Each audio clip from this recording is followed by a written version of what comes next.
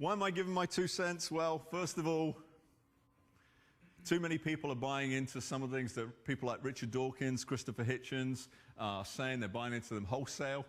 If you'll forgive the joke, they're taking Dawkins' words as gospel. And from personal experience, I know I can vouch that many Americans are very willing to trust anybody who has an English accent.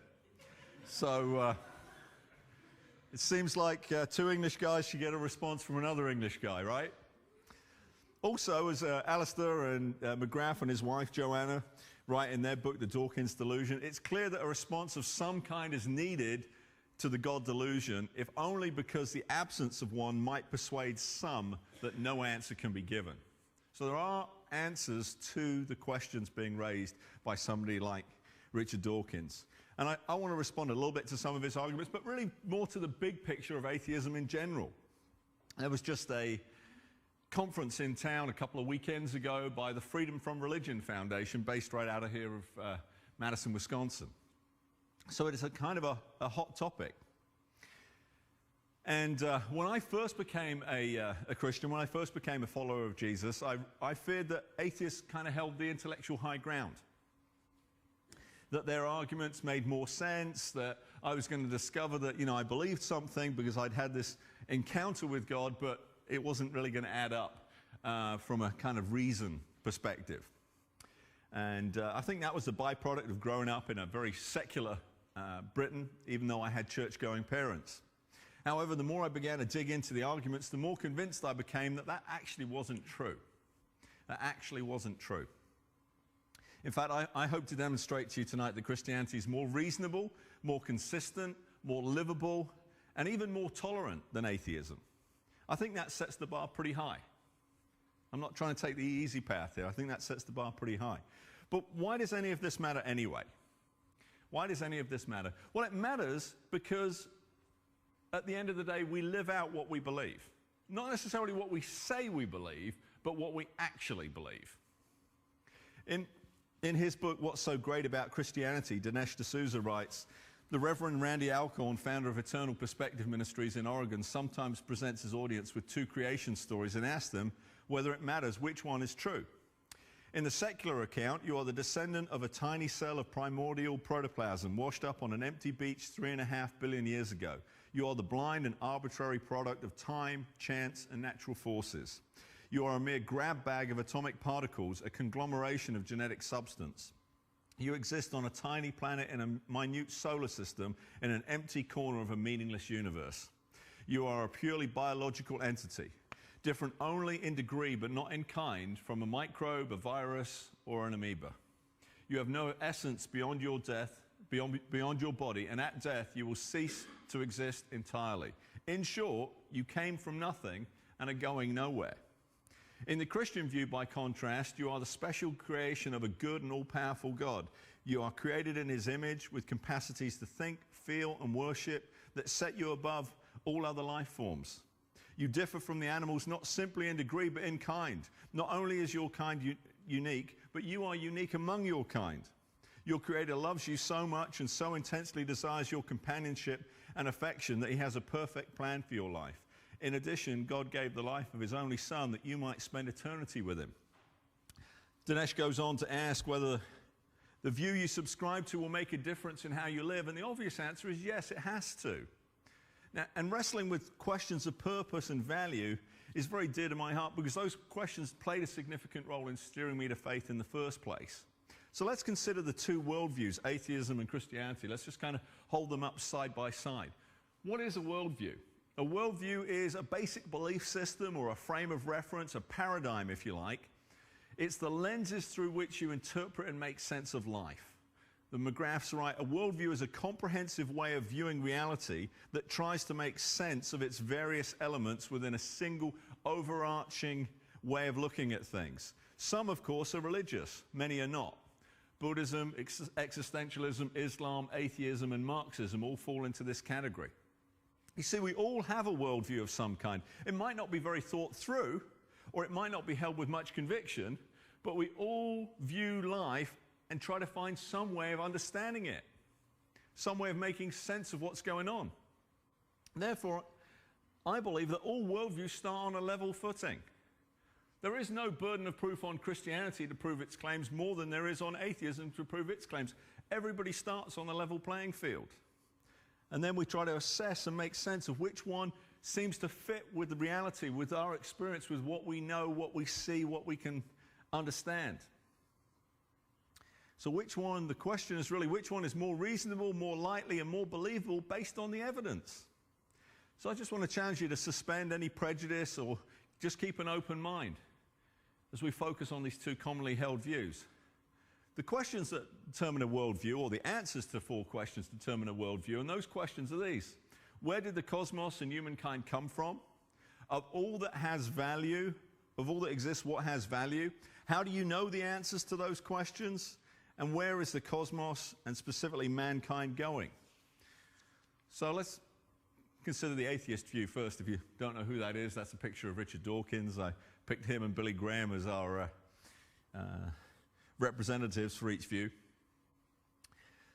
Typically, the atheist answers to the question, where did the cosmos and humankind come from, are, I don't know, it's impossible to know, or some form of naturalistic cause, e.g. evolution. The key ingredient, of course, is that there is no supernatural element to the answers, no supernatural element to the explanation. People who subscribe to these views might be atheists, they might be agnostics, they might be evolutionists, or some sort of combination of the above. Probably worth taking a second to define evolution, because people use it in different ways, don't they? We might want to think of evolution with a small e as a fact of life. It's just that discussion about how life forms change and evolve and develop over time to some extent or another. We might want to think of evolution with a big E as the philosophical doctrine of ultimate explanation. In other words, the issue is not whether evolution, small e, was a mechanism by which diversity of life comes about on the earth. The issue is whether or not evolution with a big E is the standalone means that explains how we got here in the first place. Do you see the distinction?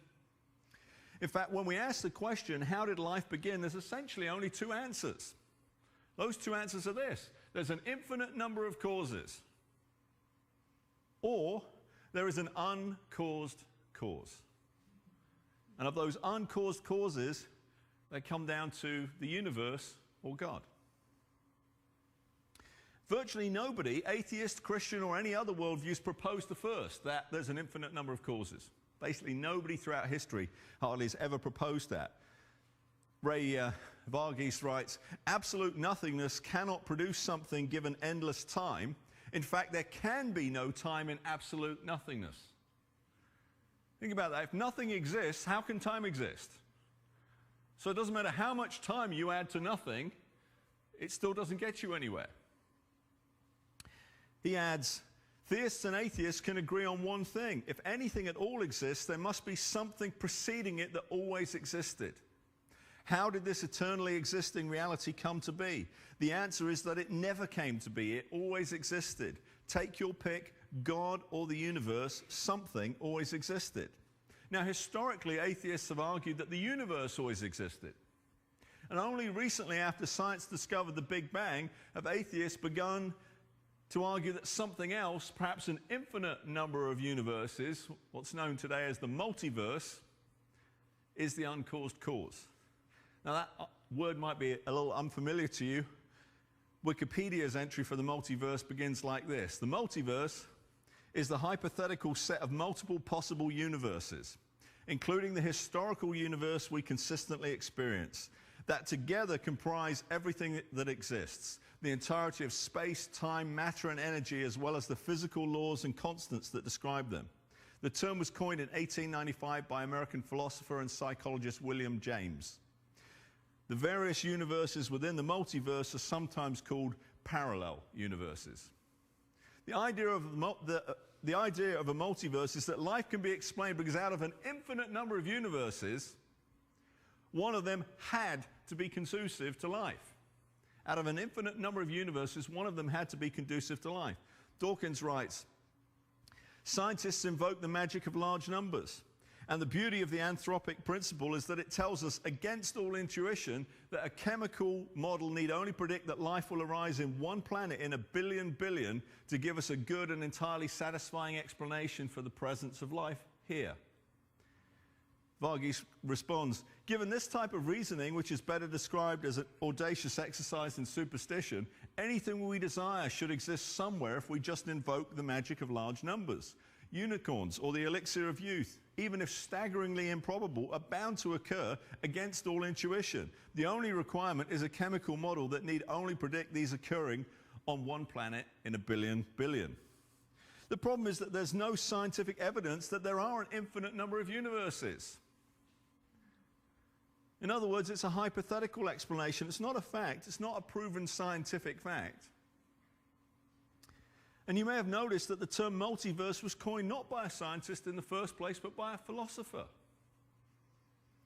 It seems to me that atheists are seeking to make the unbelievable believable by putting a distance of billions of years or hundreds of millions of miles between now and the beginning of life.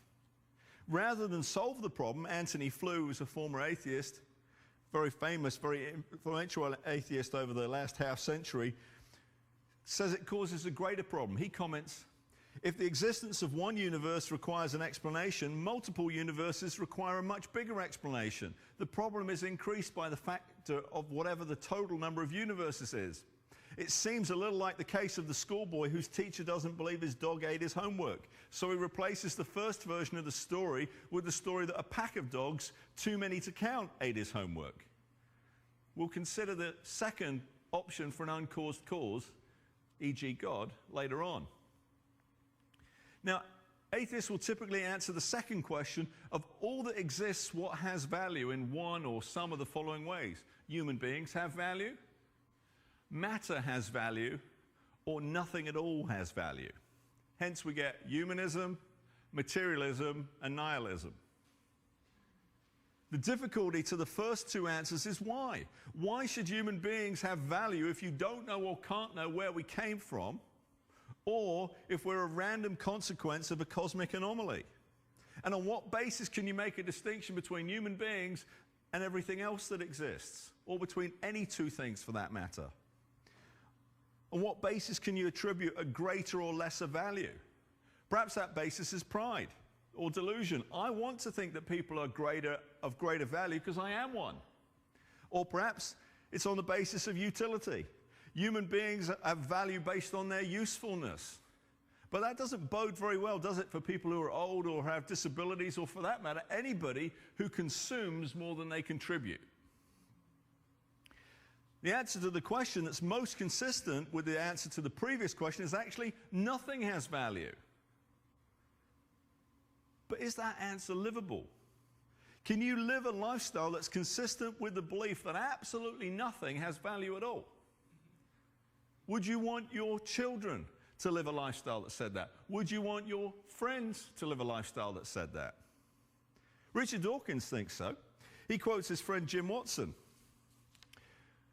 Well, I don't think we're here for anything. We're just products of evolution. You can say, gee, your life must be pretty bleak if you don't think there's a purpose.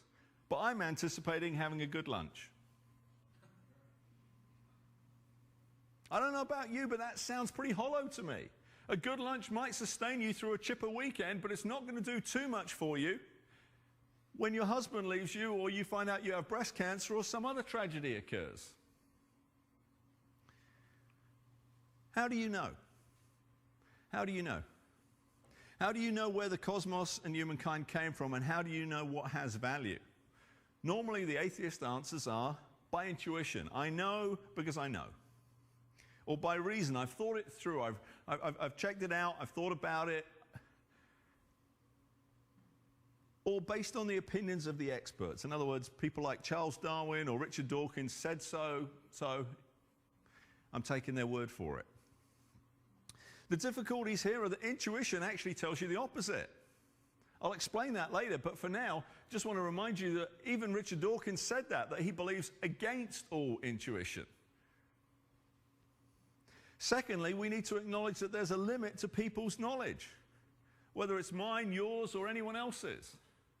Even the most brilliant mind on the planet right now, if you had to put a percentage on their total knowledge compared with the total knowledge that there is in the world at this point in time, what would that percentage look like? It'd be so small it wouldn't even be worth trying to give it a number, would it? You'd have to come up with a percentage and it would be a whole bunch of zeros and then something. So small we wouldn't even want to guess at it. That raises the question, could something or someone exist outside the limits of our knowledge or outside the limits of their knowledge? And the obvious answer is yes. So is it reasonable for Richard Dawkins to include a chapter in his book, The God Delusion, titled, Why There Is Almost Certainly No God? I don't think so. Are there limits to science?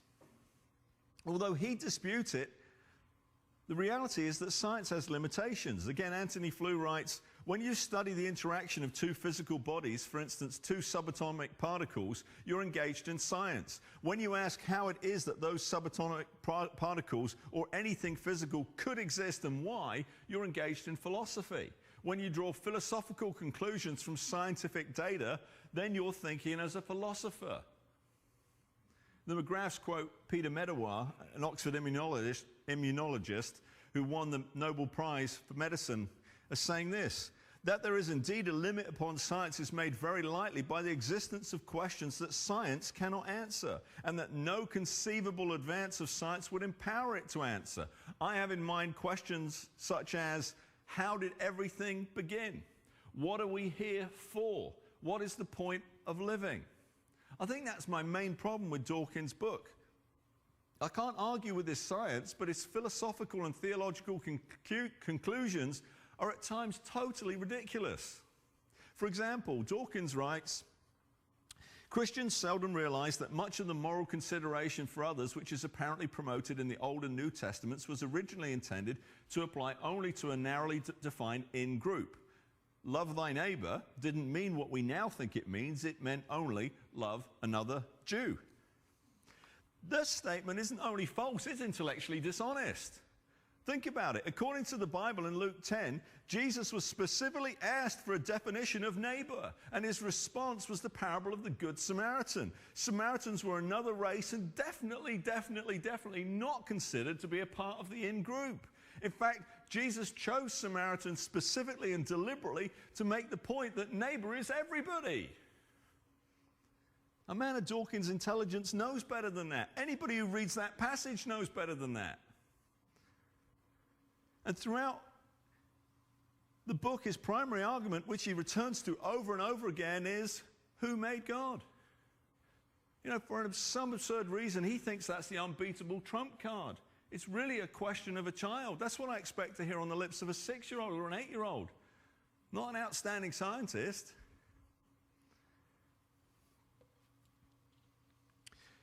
Finally, we get to question 4. Where is the cosmos and humankind going? And typically the answers are destruction or annihilation, utopia or paradise, or destruction for most and utopia for whoever's left, whoever survives. We've all seen those kind of movies or dramas on TV, right, where everything kind of comes to an end except there's one little group who, has to start all over. And while most people think the first, we're headed for destruction. Certainly growing up in the 80s in England, that was the prevailing thought was, there's going to be a nuclear war and it's going to be all over. While most people think the first, a hardcore evolution, would have to say the second, utopia or paradise, because according to him or her, life is constantly improving, constantly changing for the better. However, 20th century atheists often tried to achieve utopia via the annihilation of their enemies. Peter Hitchens, who I mentioned earlier, brother of the famous atheist Christopher, writes in The Rage Against God, atheist states have a consistent tendency to commit mass murder in the name of the greater good. He has in mind Stalin's Russia, Mao's China, Pol Pot's Cambodia, all of which massacred millions in their minds for the greater good. Keep in mind, those are basically the only officially atheistic states.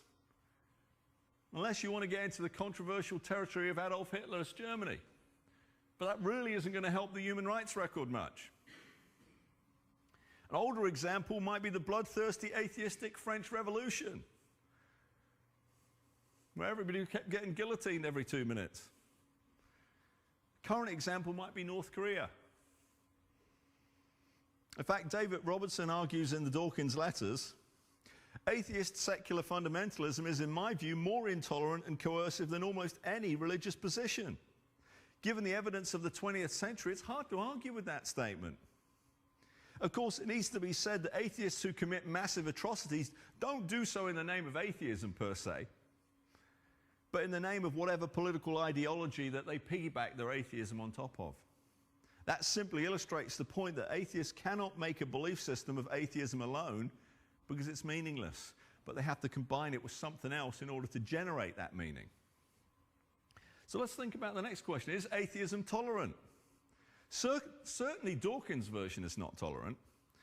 Let me give you a couple of quick examples. Once in the question time, this is from his book, once in the question time after a lecture in Dublin, I was asked what I thought about the widely publicized cases of sexual abuse by Catholic priests in Ireland. I replied that, horrible as sexual abuse no doubt was, the damage was arguably less than the long-term psychological damage inflicted by bringing the child up Catholic in the first place. David Robertson responds, if it is right for the state to take children away from parents who would sexually abuse them, and if you believe that bringing that child up in the Christian faith is more abusive, then logically you must believe that the state should have the right to remove children from such abusive situations. Robertson also responds to Dawkins' frequent assertions that atheists don't start wars or commit acts of violence. He writes, atheists don't bomb or burn. Try telling that to the members of 77 churches in Norway, which were burnt down when some overzealous young atheists took on board the teaching about how dangerous and evil religion was.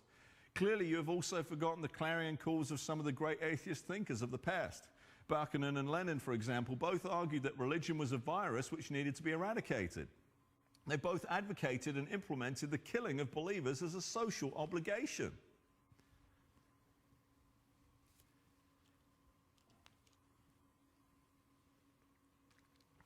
Dawkins asks, why would anyone go to war for the absence of a belief? For the sake of an absence of belief. And Robertson responds, it could be that the reason that people go to war is the absence of belief. If, like Stalin or Hitler, you believe that there is no God to answer to, that might is right and that power comes at the end of a gun, then you are much more likely to indulge your selfish genes and go to war to get what you want. Peter Hitchens adds, what agency can be used to place law above force? The answer from a very early stage is that such contracts were made binding by the solemn promises sworn in the name of Almighty God. Without a belief in God and the soul, where is the oath? Without the oath, where is the obligation or pressure to fulfill? Where is the law that even kings must obey? Where is the Magna Carta, the Habeas Corpus, or the Bill of Rights? All of which arose out of attempts to rule by lawless tyranny. Where is the lifelong fidelity of husband and wife? Where is the safety of an innocent child growing in the womb? Where, in the end, is the safety of any of us from those currently bigger and stronger than we are? So I want to ask, why does atheism lend itself to such frequent excess? Well, to answer that, we have to think about what is the atheist basis for morality? What is the foundations of atheist morality? Dawkins suggests 4 things in his book. Genetic kinship, in other words, we treat people who are genetically similar to us. We treat them well. Reciprocation, you scratch my back, I'll scratch your back. Reputation, or an advertisement of superiority. He goes on to quote Einstein, if people are good only because they fear punishment and hope for reward, then we are a sorry lot indeed. However, exactly how any of those 4 motivations are not based on fear of punishment or hope of reward, Dawkins fails to mention. In contrast, why do most Christians love and serve God? My friend Chris Rowney responds, from fear of hell, not that I'm aware of. For hope of reward, not really. My love and service is out of appreciation, not out of obligation. As the Apostle John wrote in his first letter, we love because he first loved us. Christian service is a response to God's love, not an attempt to earn God's love or some other reward.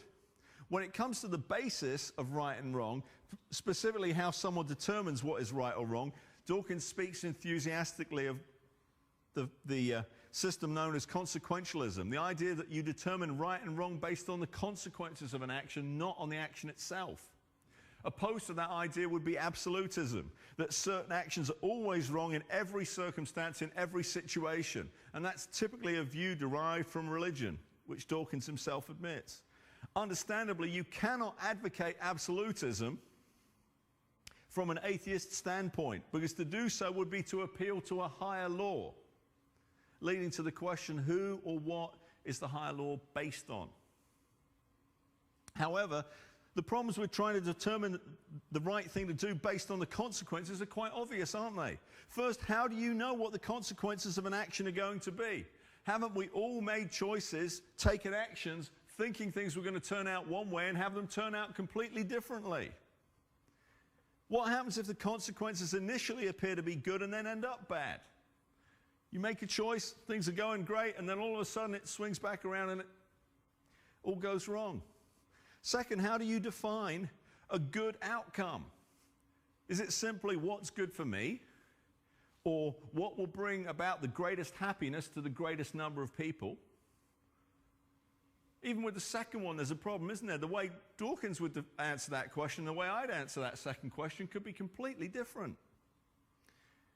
How is a person supposed to know where they stand or to make a better decision the next time around?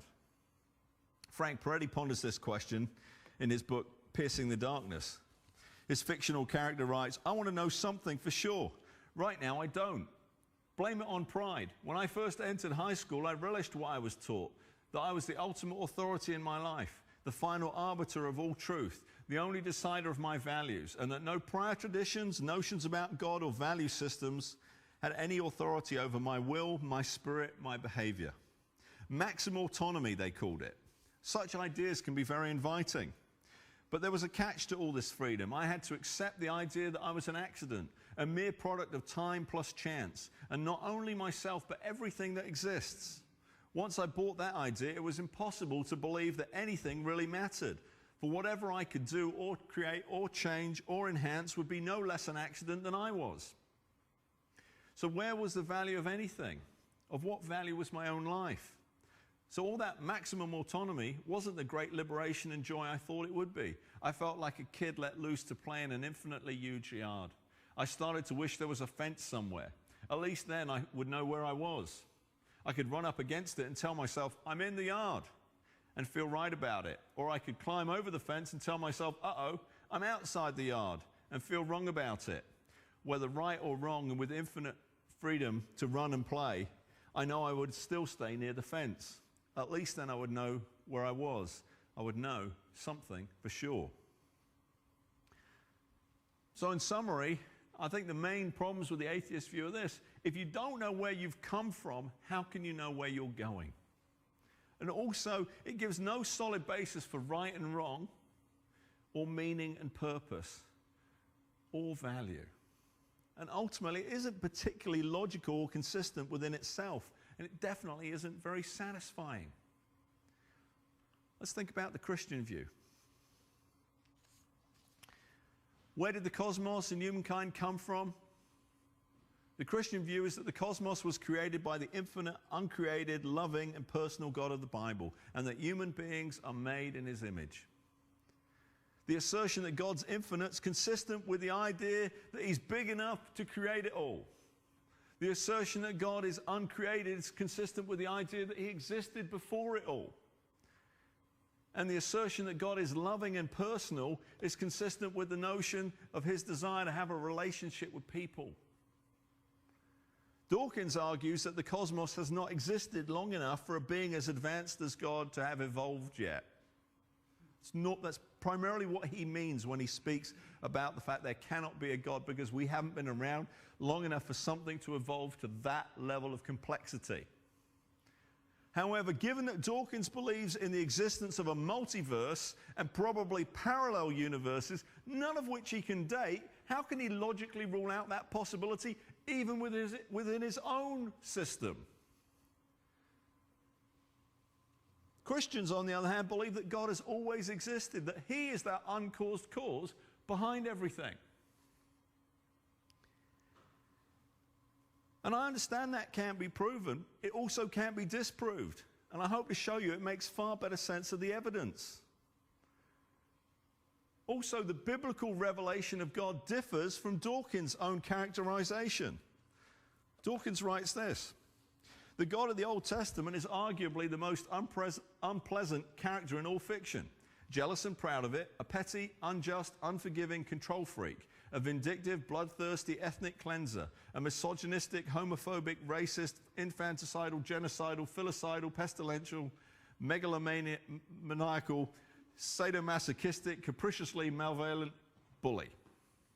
No wonder he wants to prove God doesn't exist. On the contrary, the Old Testament teaches that God is compassionate and gracious, slow to anger and abounding in love and faithfulness, maintaining love to thousands and forgiving wickedness, rebellion, and sin. Yet he does not leave the guilty unpunished. You know, that's the God I believe in. And I believe that one brief encounter with him can change your life permanently. Of all that exists, what has value? Well, the Christian answer begins with God and then flows from him to human beings and everything else. Notice how that fits logically from the previous answer, that the basis and the value, the hierarchy, everything makes sense with what we just said. God is of supreme value. Of course he would be. Human beings are of great value because we're made in his image.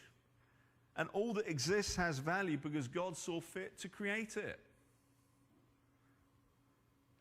How do Christians argue that they know the answers to these questions? Is it by faith? And if so, what do Christians mean by that? McGrath summarizes Dawkins' definitions of faith. It's come from a couple of his different books. This is what Dawkins says about faith. Faith is blind trust in the absence of evidence, even in the teeth of evidence. It is a process of non-thinking. It is evil precisely because it requires no justification and brooks no argument. So here I'm going to try to give you the evidence, some of the thoughts, some of the justification behind my belief in God. And it falls into four categories: intuition, reason, scripture, revelation, or experience. And I willingly admit that none of those prove the existence of God, but I do think they provide significant and substantial evidence towards it. So let's just think of each one in turn real quick. Intuition. I find it interesting that children routinely ask the question, who made the world? Rather than what made the world. Seems to me that children intuitively recognize that it would take a who, a personal cause, to make something as complex as the world, and not just a what, an impersonal cause. Jay Budziszewski explains why this is so significant in his book, Ask Me Anything. During a dialogue with a student called Peter, it goes like this: anything that doesn't have to be requires a cause sufficient to account for the effect. Remember the puddle in the picture? Sure. The rain could make the puddle and the artist could have made the picture, but the rain couldn't have made the picture. That cause wouldn't have been sufficient to account for the effect. All right, I can see that the rain couldn't cause the picture, but without knowing all the different kinds of what there are, how do I know that there isn't a single what that could have been sufficient to cause the world? Think of it this way. Would you agree that the world has both who's and what's in it? That's pretty obvious. And would you also agree that a who is greater than a what? What do you mean? For one thing, a what can make a what, and a who can make a what, but only a who can make a who. A what can make a what, and a who can make a what, but only a who can make a who. That seems true. Now put those 2 points together. If only a who can make a who, and the world includes who's, then only a who can make the world. Intuition points towards faith. That's the reason why children think that way. It's also the reason why the majority of people on the planet are religious. In addition, the Christian worldview makes a better job of explaining our sense of self. Again, Varghese writes, think for a moment of a marble table in front of you. Do you think that, given 1 trillion years or infinite time, this table could suddenly or gradually become conscious, aware of its surroundings, aware of its identity the way you are? It's simply inconceivable that this would or could happen. He also states, the most fundamental reality of which we're all aware then is the human self. An understanding of the self inevitably sheds insights on all the origin questions and makes sense of the reality as a whole. We realize that the self cannot be described, let alone explained in terms of physics or chemistry. Science does not discover the self discovers science. We realize that no account of the history of the universe is coherent if it cannot account for the existence of the self. So how did life, consciousness, thought, and the self come to be? He continues, life, consciousness, mind, and the self can only come from a source that is living, conscious, and thinking. I mean, on a personal level, many of us have attended a wake or a funeral and been struck by the thought that the essential person has departed, though their body is still there, still present. We don't know how we know that, we just know that. Reason. Reason also points to that answer. Some Christians who believe in what has become known as intelligent design believe that the existence of gaps in the evidence for evolution is the best evidence for the existence of God. However, I agree with the McGraths who argue that it is not the gaps in our understanding of the world which point to God, but rather the very comprehensibility of scientific and other forms of understanding that requires explanation. In other words, why do we understand anything? Why is it understandable in the first place? Why is it coherent? Why should it make sense? Varghese adds, why is there something and not absolute nothingness? And why does the something that exists conform to symmetries or form complex structures? Again, former atheist Anthony Flewers very helpfully writes, imagine entering a hotel room on your next vacation. The CD player on the bedside is softly playing a track from your favorite recording. The frame print over the bed is identical to the image that hangs over the fireplace at home. The floor is scented, or the room is scented with your favorite fragrance. You shake your head in amazement and drop your bags on the floor. You're suddenly very alert. You step over to the minibar, open the door and stare in wonder at the contents. Your favorite beverages, your favorite cookies and candy, even the brand of bottled water you prefer. You turn from the minibar then and gaze around the room. You notice a book on the desk. It's the latest volume by your favorite author. You glance into the bathroom where personal care and grooming products are lined up on the counter, each one as if it was chosen specifically for you. You switch on the television. It is tuned to your favorite channel. Chances are with each new discovery about your hospitable new environment, you would be less inclined to think it was all mere coincidence, right? You might wonder how the hotel managers acquired such detailed information about you. You might marvel at their meticulous preparation. You might even double check what this is all going to cost you. But you certainly would be inclined to believe that someone knew you were coming. He continues, the vacation scenario is a clumsy, limited parallel to the so-called fine-tuning argument. The more I examine the universe and study the details of its architecture, writes physicist Freeman Dyson, the more evidence I find that the universe in some sense knew we were coming. In other words, the laws of nature seem to have been crafted so as to move the universe towards the emergence and sustenance of life. Let's take the most basic laws of physics. It's been calculated that if the value of even one of the fundamental constants, the speed of light or the mass of an electron, for instance, had been to the slightest degree different, then no planet capable of permitting the evolution of human life could have formed. The fine-tuning argument, of course, has been explained in two ways. God or the multiverse. Can I prove that God's the correct answer? No, I can't. Can Dawkins prove that the multiverse is the correct answer? Not a chance. So my point is that you have to continue to look at further evidence, continue to weigh up the facts, what we can know, see, touch, taste, feel, experience. Personally, I fail to see how invoking exceptionally large numbers is more believable than considering the possibility of a creator. In our day-to-day experience, we're aware that cause is always greater than effect. seems that the God option more easily and sensibly meets that criteria.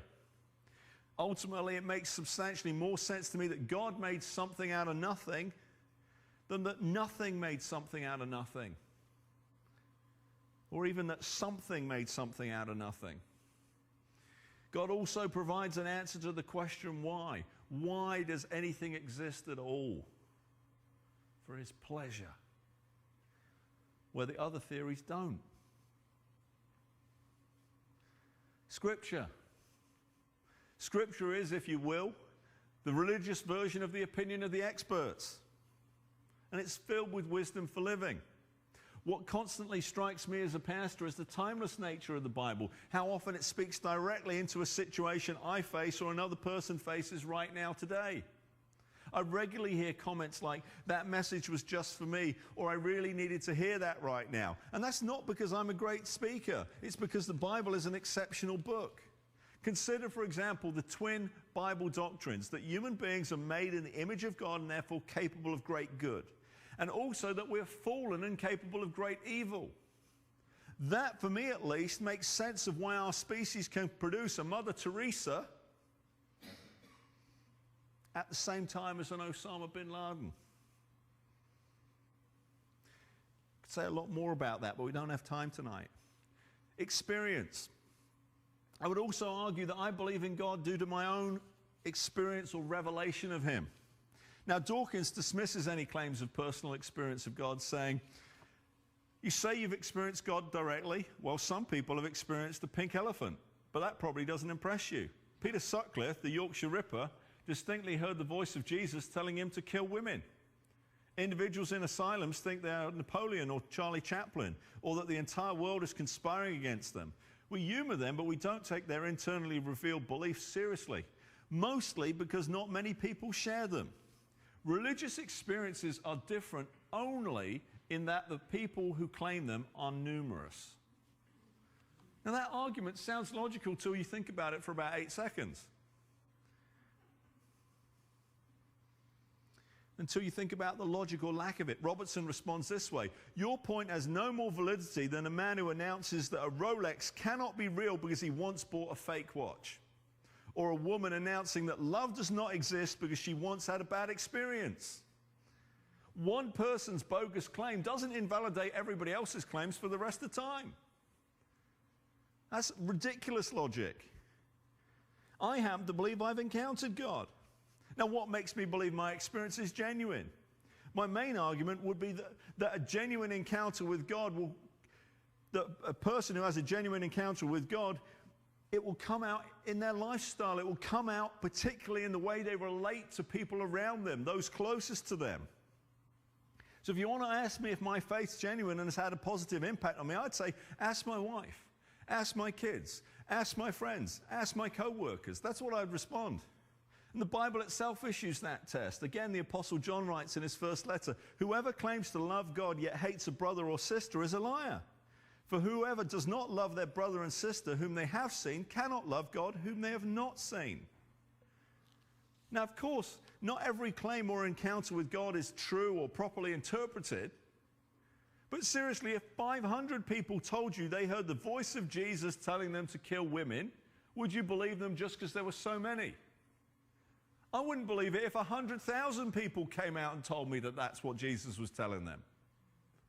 Why? Because the statement doesn't mesh with the person Jesus is revealed to be in the Bible or in my experience. It isn't primarily numbers, quantity, that makes something believable or unbelievable. It's primarily content or quality that makes me believe something. And if I said to you, I heard the voice of Jesus telling me to love my wife or apologize to my children, would you doubt it just because I'm the only one saying it at that particular moment? Or would you say to yourself, well, that sounds like the kind of thing I would expect Jesus to say?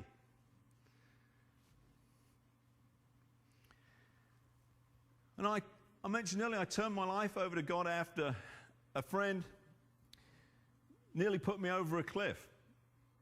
In my hometown where we lived, we were out for a drive and he took a turn too fast and nearly put us right over the edge. The only reason we stopped was we hit a street light. If we hadn't hit the street light, we'd have kept going. And I spent the next month asking myself, if I died that day, what purpose would my life have had? What purpose would my life have served? And I was unable to come up with an answer that gave purpose without including God in it. After all, Dawkins wants to answer that there is no purpose in life, and that is as depressing as it gets. I don't understand how he can have a purpose for writing a book, but not a purpose for his existence in general. That makes no sense to me.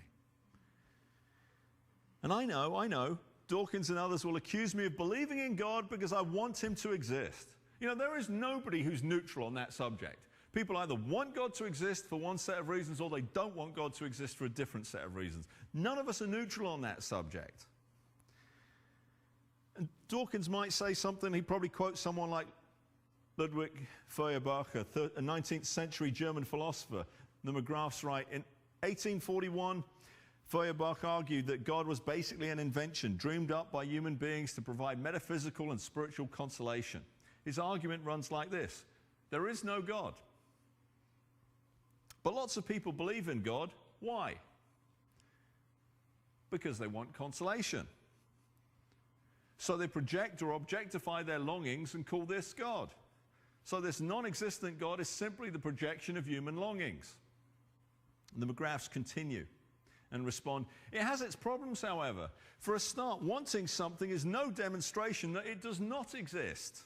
It also suggests that all worldviews are a response to human needs and desires, including, of course, atheism, which can be seen as a response to the human desire for moral autonomy, that we want to have no rules. We don't want anyone telling us how it's supposed to be. C.S. Lewis writes in Mere Christianity, creatures are not born with desires unless satisfaction for these desires exists. A baby feels hunger. Well, there's such a thing as food. A duckling wants to swim. Well, there's such a thing as water. Men feel sexual desire. Well, there's such a thing as sex. If I find in myself a desire which no experience in this world can satisfy, the most probable explanation is that I was made for another world. Now, notice that once again, the argument for Christianity flows with what we know and what we experience in other areas of life. And the argument from atheism flows against what we know and experience in other areas of life. I find the logic of the Christian view, the consistency of the Christian view, superior to that of the atheist view. It just seems to match reality better. And it's for all these reasons that 25 years on, I'm still a Christian. Let's move on to the next question, the last question. Where is the cosmos and humankind going? The Christian view is that the earth will be renewed and that human beings are headed for either heaven or hell. And there's some overlap, I guess, some basic similarity perhaps in that when compared with the atheist view, though significantly we don't end up in either destination by accident but by choice. It's not random. There's a balancing of the books. Everything, everyone will be reconciled to God, either to his love or to his justice. That thought sets the backdrop for Christian morality. The basis for Christian morality is biblical absolutism. Dr. Sam Storm states, biblical absolutism argues that there are many ethical actions which are intrinsically right or wrong. The moral quality of such acts does not depend upon cultural preference or consequence. Such acts are always universally and everywhere either right or wrong, good or evil. Therefore, there are eternally and universally applicable rules or principles of right and wrong that transcend culture and impose moral obligation on all people. The source of these moral absolutes is twofold. The special revelation found in Scripture, A, the special revelation found in Scripture, and B, the general revelation found in creation, otherwise known as natural law. In fact, if there are no moral absolutes, why do we appeal to them so often? C.S. Lewis writes, everyone has heard people quarreling. Sometimes it sounds funny and sometimes it sounds merely unpleasant. But however it sounds, I believe we can learn something very important from listening to the kind of things we say. They say things like, how'd you like it if anyone did the same to you? That's my seat, I was there first. Leave him alone, he isn't doing any harm. People say things like these every day, educated people as well as uneducated. and children as well as grown-ups. Now, what interests me about these remarks is that the man who makes them is not merely saying that the other man's behavior does not happen to please him. He is appealing to some kind of standard of behavior which he expects the other man to know about. And the other man very seldom replies, "To hell with your standard." Nearly always he tries to make out that what he has been doing does not really go against the standard, or that if it does, there's a special excuse. Ultimately, that's yet another argument in favor of the existence of God, is our desire, the habit of appealing to some form of absolute, some kind of standard that should apply. In addition to moral absolutes, Christians are informed about how they should relate to other people by the biblical doctrine that all human beings are made in the image of God and therefore intrinsically valuable. I think that's the main reason why Christians have so frequently championed the cause of the poor, the marginalized, and the oppressed. The same groups that are often sacrificed in the more atheistic or materialistic worldviews. Again, Peter Hitchens writes, "Left to themselves, human beings can in a matter of minutes justify the incineration of populated cities, the mass deportation accompanied by slaughter, disease, and starvation of inconvenient people, and the mass murder of the unborn." He adds, "Without God, many more actions are possible than are permitted in a godly order." Now, does that mean that belief in God will single-handedly stop you from ever doing anything immoral or unethical ever again? Of course not. Peter Hitchens admits, "From time to time I also try to wriggle out of the laws to which I've sworn obedience. I then reject parts of the teaching of my faith, those parts that condemn what I want to think or say or do. I can usually find clever or ingenious arguments for doing this. I invariably do so because it suits me personally. In this, I'm doing exactly as the atheist does, only not to the same extent, because I do not actively wish for disorder and meaninglessness, and I recognize that if I pull down the pillars of the moral universe, I too will be crushed when the roof falls in. So I follow my failure with regret and hope for forgiveness yet again. This is an argument for the belief that humanity is imperfect and fallen, not a condemnation of faith or of God. And in all my experience of life, I have seldom seen a more powerful argument for the fallen nature of man and his inability to achieve perfection than those countries in which man set himself up to replace God with the state." Listen, I hold my hands up for the failings of the church and individual Christians throughout the centuries. If you've been wounded by Christians, wounded by pastors, wounded by whoever, then I apologize. I ask for your forgiveness. Too often in our generation, there's been an unhealthy welding together of faith, patriotism, and politics, so much so that many people are unable to distinguish between the three. And others hold anyone's faith in suspicion if they're unable to buy into their entire package. We can do better. We must do better, and we will do better. Let's consider some of the objections to religion and Christianity in particular. Does Christianity do more harm than good? Are religious wars really about religion? Is it reasonable to blame religion for humankind's most basic problems, and are all religions the same? Does Christianity do more harm than good? Let me ask the question this way. What if Jesus had never been born? Some people say we'd be better off without religion in general and the church in particular.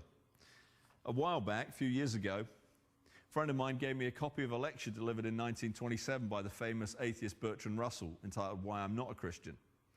In it, he makes this statement: "You find as you look around the world that every single bit of progress in humane feeling, every improvement in the criminal law, every step towards the diminution of war, every step toward the better treatment of colored races, or every mitigation of slavery, every moral progress that there has been in the world has been consistently opposed by the organized churches of the world. I say quite deliberately that the Christian religion, as organized in its churches, has been and still is the principal enemy of moral progress in the world."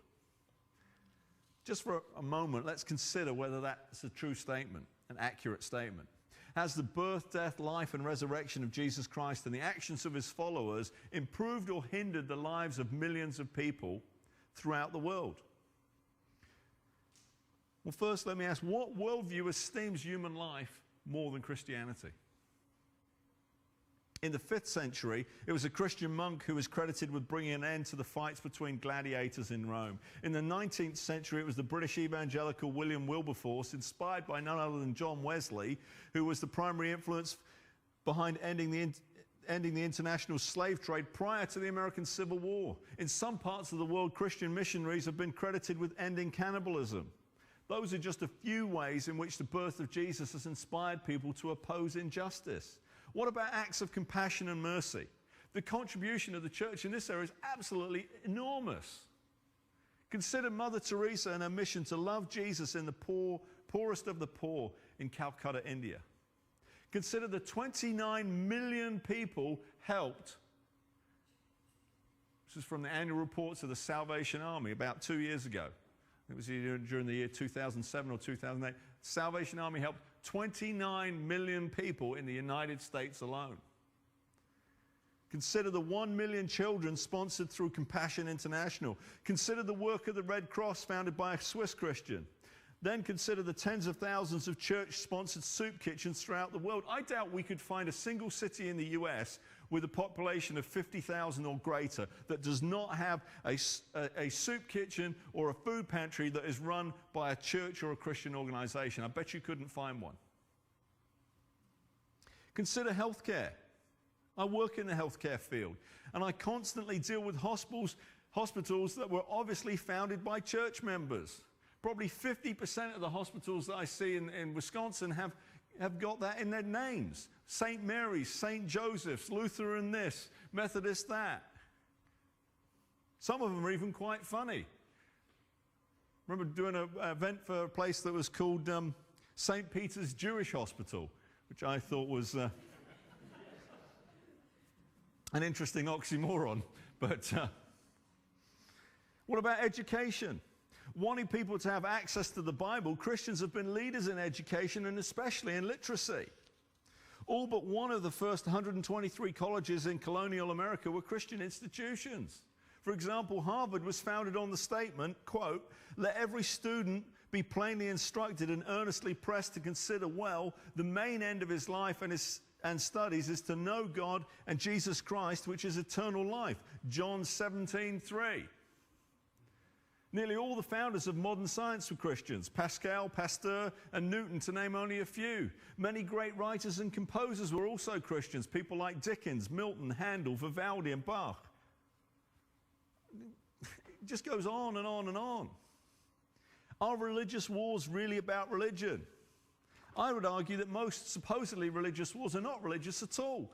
Again, Peter Hitchens writes, "It's perfectly obvious that the recent conflict in Northern Ireland, described as being between Protestants and Catholics, was not about the real presence of Christ, or the validity of the Feast of Corpus Christi, or even the authority of the Bishop of Rome. It was a classic tribal war over the ownership and control of territory, in which the much decayed faiths of the people involved served as both badge and shorthand for a battle that disgusted the most faithful and infused the least religious." They're not arguing about what takes place during communion, not arguing about a certain interpretation of a doctrine.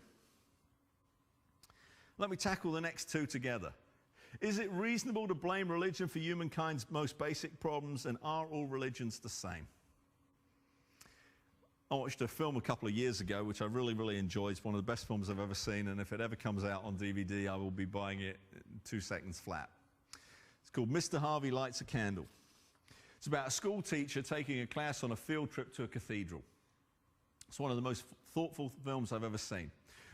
One scene clearly points out why it's ridiculous to do those two things, to blame religion and to consider all religions as basically the same. During the scene, the bus driver and one of the teachers and Mr. Harvey have this conversation about religion. It begins with the teacher reading a headline about trouble in the Middle East, and here's how it goes from there. The bus driver says, "I've got my solution. Ban all religion." The teacher says, "That seems a bit harsh." Bus driver, "Think about it though. Take a problem in the world, bet you can trace it back to religion. The Middle East, Northern Ireland, ban the lot." Teacher, "Yeah, but religion has some good things to teach us. I mean, they're basically all preaching the same things. It's good morals.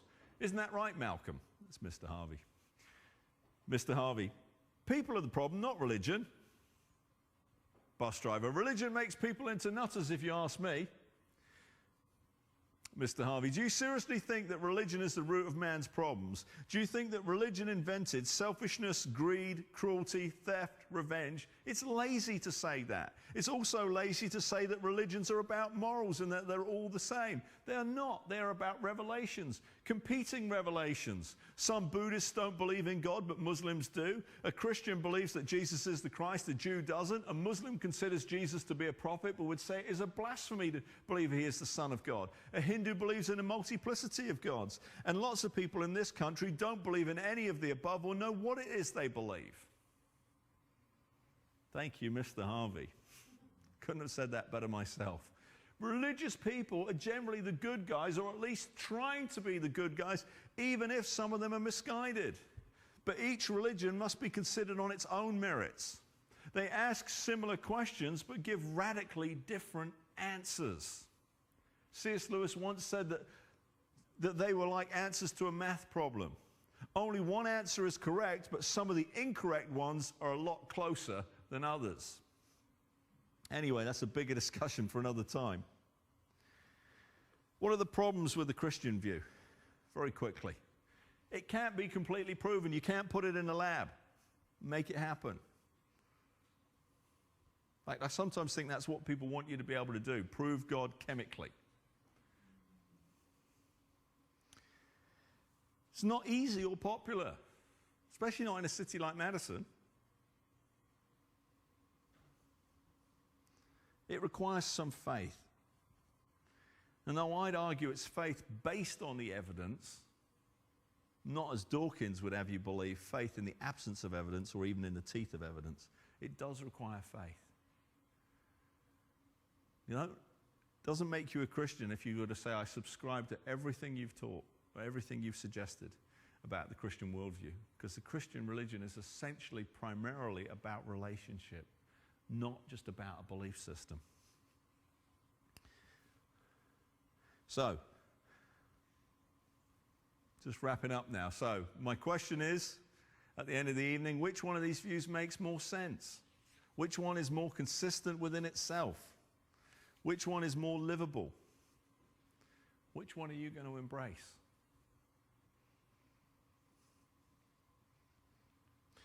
Perhaps I've got you thinking a little bit tonight, but you've still got questions.